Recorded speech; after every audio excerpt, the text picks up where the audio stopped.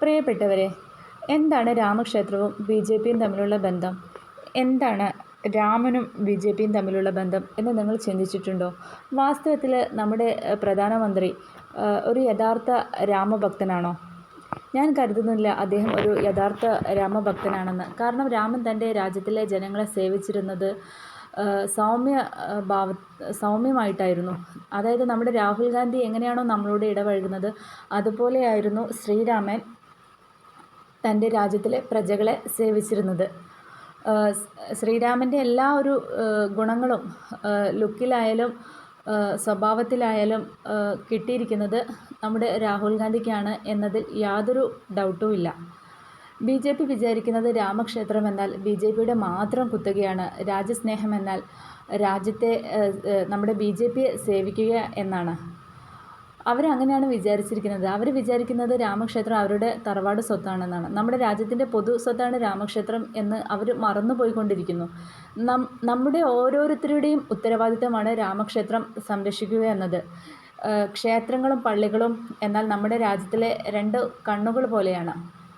അതിലൊരു കണ്ണ് മാത്രം ഇങ്ങനെ അടഞ്ഞിരിക്കുക, അതിൽ നിന്നും ചോരയും നീരും ചെലവും ഒലിക്കുക, മറ്റേ കണ്ണ് മാത്രം തേജസ്സോടെ തുറന്നിരിക്കുക. അങ്ങനെയാണെങ്കിൽ നമ്മുടെ രാജ്യത്തിനെ കാണാൻ എന്തെങ്കിലും ഭംഗിയുണ്ടാവുമോ? രണ്ട് കണ്ണും വളരെ തേജസ്സോടുകൂടി തുറന്നിരിക്കുമ്പോൾ മാത്രമാണ് നമ്മുടെ രാജ്യം സുന്ദരമാവുന്നത്. അതിന് വിപരീതമായിട്ടാണ് നമ്മുടെ നരേന്ദ്രമോദി പ്രസംഗിച്ചുകൊണ്ടിരിക്കുന്നത്. ഇങ്ങനെ പച്ചയ്ക്ക് വർഗീയത പറഞ്ഞ് വോട്ട് ചോദിക്കാനും വേണം ഒരു ധൈര്യം. നമ്മുടെ രാജ്യത്തിലെ ഭരണഘടനയെയോ മൗലികാവകാശങ്ങളെയോ ഒന്നും ബഹുമാനിക്കാതെയും മാനിക്കാതെയുമാണ് നരേന്ദ്രമോദി പച്ചയ്ക്ക് വർഗീയത പറഞ്ഞ് വോട്ട് ചോദിക്കുന്നത്. ഇതൊരു സാധാരണക്കാരനോ സാധാരണക്കാരിയോ ആയിരുന്നു ഇങ്ങനെ പച്ചയ്ക്ക് വർഗീയത പറയുന്നതെങ്കിൽ അവർക്ക് എന്തെല്ലാം നിയമ നടപടികൾ നേരിടേണ്ടി വരും? ഒന്ന് ചിന്തിച്ചു നോക്കൂ. ഇതിപ്പം നമ്മുടെ പ്രധാനമന്ത്രിക്ക് ഒരു തോന്നലുണ്ട്, നമ്മുടെ രാജ്യം അദ്ദേഹത്തിൻ്റെതാണ്, രാജ്യത്തെ കോടതി, പോലീസ്, നിയമം എല്ലാം അദ്ദേഹത്തിൻ്റെ കൈക്കുമ്പിളിലാണ്, അദ്ദേഹത്തെ ആരും ചോദ്യം ചെയ്യാൻ വരില്ല. അഥവാ ആരെങ്കിലും ചോദ്യം ചെയ്യാൻ വന്നാൽ തന്നെ അവരെ എന്താ പറയുക, അതിക്രൂരമായ രീതിയിൽ ശിക്ഷിക്കാനും തനിക്കറിയാം എന്നൊരു വിചാരമാണ് ബി ജെ പിക്ക് എന്നാണ് ഞാൻ കരുതുന്നത്. അല്ലാതെ ഇങ്ങനെ പച്ചയ്ക്ക് വർഗീയത പറയാനും വേണം ഒരു ധൈര്യം.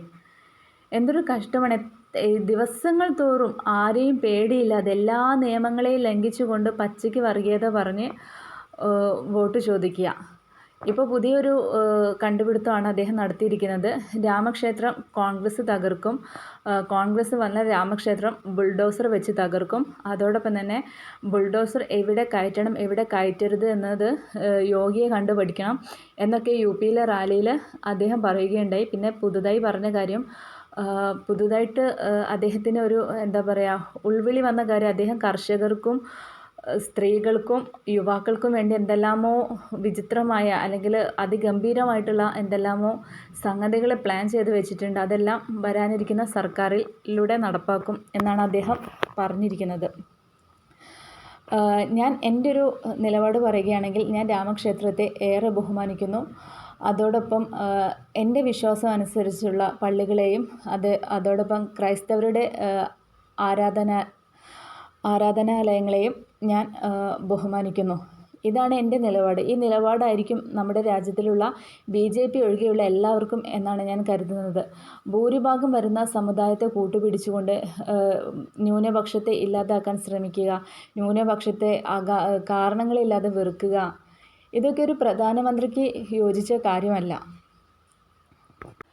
തീർത്തും മത സൗഹാർദ്ദമായിട്ടുള്ളൊരു ചുറ്റുപാടിൽ ജനിച്ചു വളർന്ന അല്ലെങ്കിൽ ജീവിച്ചുകൊണ്ടിരിക്കുന്ന എന്നെപ്പോലുള്ള ആളുകൾക്കൊക്കെ ഇതുപോലെയുള്ള കാര്യങ്ങൾ കേൾക്കുകയും അനുഭവിക്കുകയും ചെയ്യുമ്പോൾ തീർച്ചയായിട്ടും ബുദ്ധിമുട്ടുണ്ടാവും, മനപ്രയാസം ഉണ്ടാവും.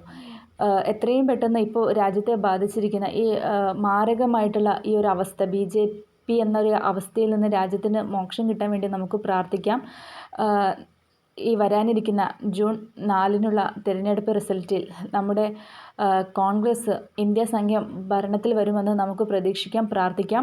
നമ്മുടെ നരേന്ദ്രമോദിജി, നമ്മുടെ ബി ജെ പി നമ്മുടെ രാജ്യത്ത് ചരിത്രത്തിൽ തന്നെ, ലോക ചരിത്രത്തിൽ തന്നെ ഏറ്റവും കൂടുതൽ പ്രതിപക്ഷമായിട്ട് തുടർന്നു കൊണ്ടിരിക്കുന്ന ഒരു പാർട്ടിയായിട്ടും ഒരു നേതാവായിട്ടും മാറട്ടെ എന്നും അങ്ങനെ മാറുമെന്നും നമുക്ക് പ്രതീക്ഷിക്കാം. എല്ലാവർക്കും നന്മ നേരുന്നു. Thank you.